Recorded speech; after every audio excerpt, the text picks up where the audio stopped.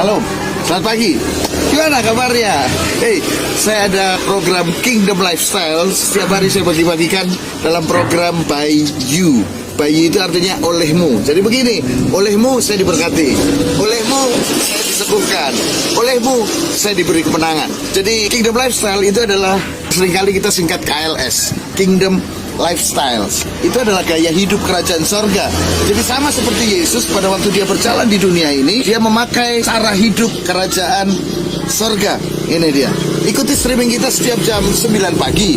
Jadi setiap hari kalau saudara mengikuti streaming ini, saudara akan bisa melakukan firman Tuhan. Jadi untuk hari ini, mari saya beritahu buat saudara, apa yang harus saudara lakukan menurut firman Tuhan hari ini. Oke?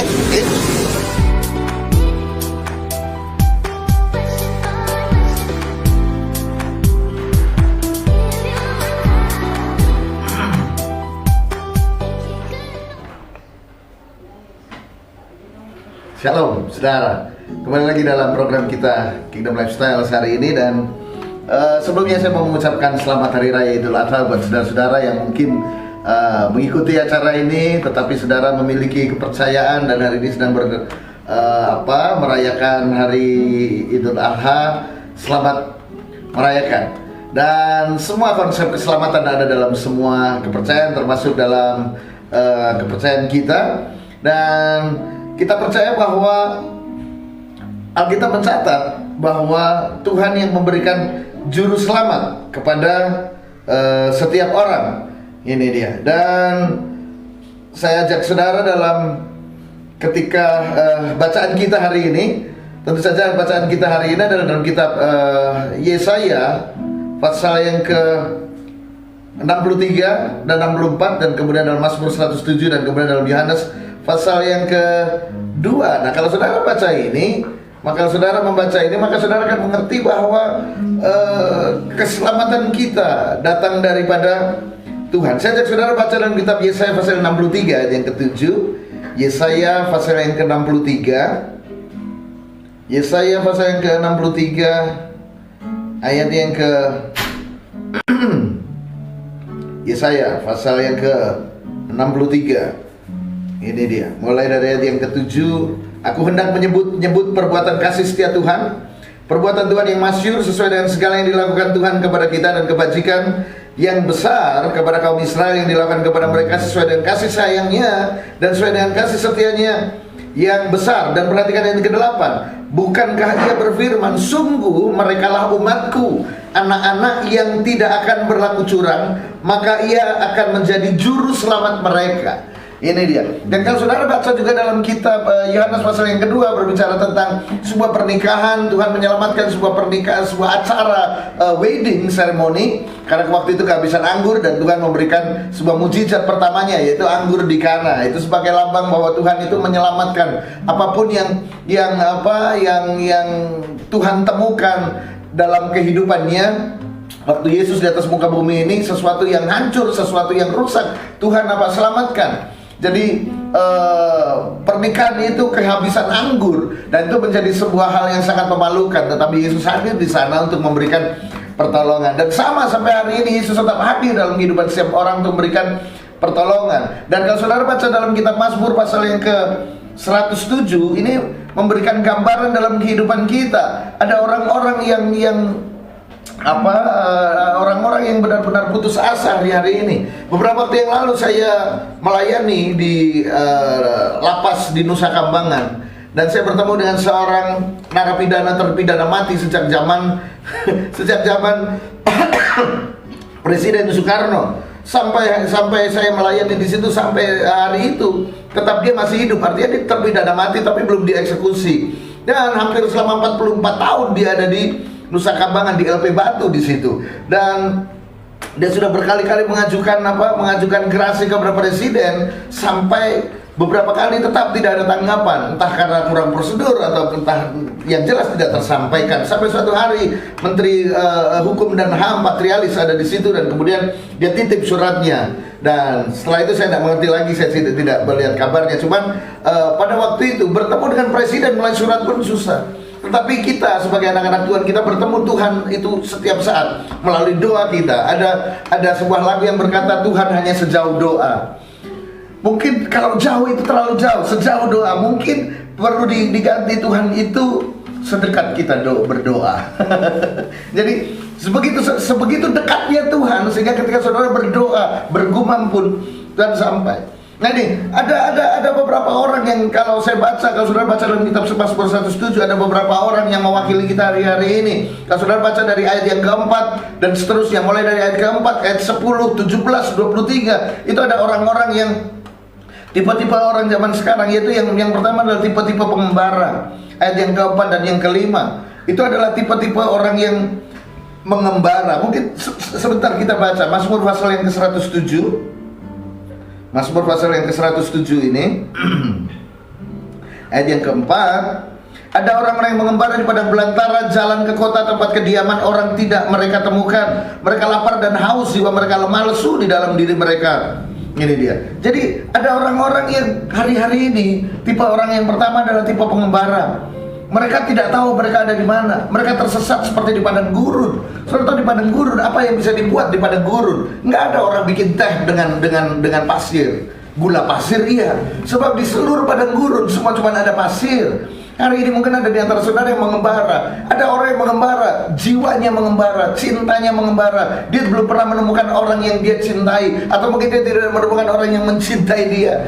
Padahal banyak orang yang mengasihi dia, tapi dia merasa karena apa? Pencarian jiwanya. Ada orang-orang yang hidupnya free sex, ada orang-orang yang hidupnya berganti-ganti pasangan. Saya berkata buat saudara, orang-orang seperti itu, hey, saudara sedang pengembaraan. Hari ini saya berkata buat saudara, saudara sedang menemukan, saudara yang sedang mencari kehidupan, saudara yang sedang mencari tempat bersandar, saudara yang sedang mencari, mungkin saudara karena mencari saudara sudah lemah, saudara lelah, saudara capek, dan saudara tidak menemukan sesuatu. Saudara pikir tempat-tempat yang menyenangkan, dengerin musik, ada di atas gunung dengan secangkir kopi akan menenangkan jiwa saudara, dan ternyata jiwa saudara tidak tenang. Saya berkata kepada saudara, hei, kau termasuk orang-orang yang sedang mengembara. Ini dia. Sebab orang-orang pengembara akan mengalami kekosongan hidup. Ada haus dan lapar dalam kehidupannya, tapi tidak menemukan sesuatu. Ada sesuatu yang harus dipenuhi dalam hidupnya, tapi tidak menemukan sesuatu. Kalau ada di antara saudara hari ini mengalami ini, saudara termasuk orang yang pertama, yaitu saudara pengembara. Yang kedua, ada orang-orang yang hidup dalam kekelaman. Di ayat yang ke-10 dan 12. Ini nanti saudara baca sendiri di rumah ya, dan baca sendiri. Ada orang-orang yang hidup dalam kekelaman. Artinya orang mereka ini adalah orang yang terpenjara dalam kesengsaraan mereka. Karena apa? Bisa karena dosa, bisa karena kesalahannya sendiri, bisa karena pelanggaran sendiri. Ada orang-orang yang menolak didikan, ada orang-orang yang sudah diberitahu tetapi dia menolak. Ada orang-orang yang tidak mendengarkan kata firman Tuhan. Ada orang-orang yang sengaja menolak Tuhan. Bahkan ada orang-orang yang sengaja menista Tuhan. Ada orang yang berkata, aku tidak percaya Tuhan. Terserah saudara. Saudara boleh tidak percaya Tuhan, tapi Tuhan itu ada. Tuhan itu ada. Saudara boleh percaya, saudara boleh enggak, tapi Tuhan itu ada. Ini dia. Dan tidak ada orang yang bisa menolong mereka, sebab mereka sendiri tidak mempercayai ada orang yang bisa menolong dirinya sendiri. Jadi ada orang-orang yang hidup dalam kekelaman karena dosa, karena memberontak pada Tuhan, karena melakukan kesalahan demi kesalahan. Nah, seringkali Tuhan memang sengaja menundukkan orang-orang yang keras hati di bawah tangannya. Harus ditundukkan melalui kesusahan. Saya melayani di sebuah rumah tahanan, dan ada orang-orang, tidak semua orang yang ada di rumah tahanan itu adalah orang yang tidak berguna. Mereka adalah orang-orang yang hebat. Cuman karena mereka tidak menundukkan diri kepada Tuhan, mereka ditundukkan oleh Tuhan dan mereka terpaksa masuk ke situ. Diharapkan agar orang-orang itu apa? Kembali kepada Tuhan. Ini dia. Karena ada di antara saudara hari ini tipe orang kedua. Saudara pandai, saudara punya potensi, saudara memiliki koneksi, saudara orang hebat, tetapi hidup dalam kesengsaraan demi kesengsaraan. Saya berkata kepada saudara, tundukkan dirimu pada Tuhan. Mungkin karena engkau memberontak pada Tuhan, engkau tidak mengikuti firman-Nya.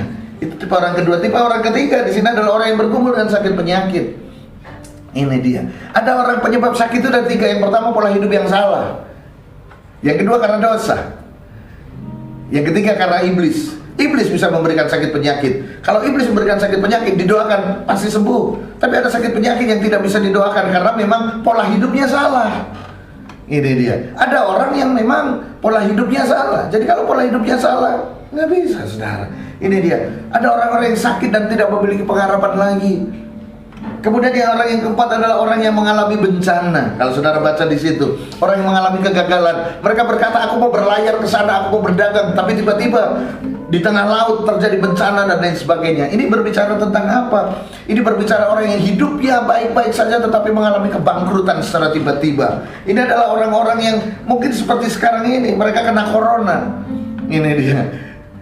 Punya rencana ini, studi baik-baik, ternyata karena keuangan tidak mencukupi sehingga harus berhenti karena karena segala sesuatu menjadi sulit hari-hari ini.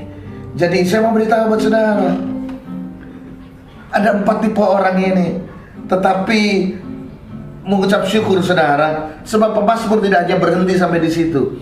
Pemazmur terus berbicara, memberikan sebuah solusi kepada saudara dan saya. Solusinya ada di ayat yang ke-6. Coba kita lihat ayat yang ke-6. Mazmur pasal yang ke-107 ayat yang ke-6. Ingat ayat yang ke-4 dan yang ke-5 itu tadi adalah contoh orang yang mengembara, lapar dan haus. Ayat yang ke-6, maka berseru-serulah mereka kepada Tuhan dan dalam kesesakan mereka dan dilepaskannya mereka dari kecemasan mereka. Yang pertama, kalau saudara termasuk dari tipe orang keempat orang ini, berseru-serulah. Kata berseru itu dalam bahasa aslinya adalah mencurahkan isi hati.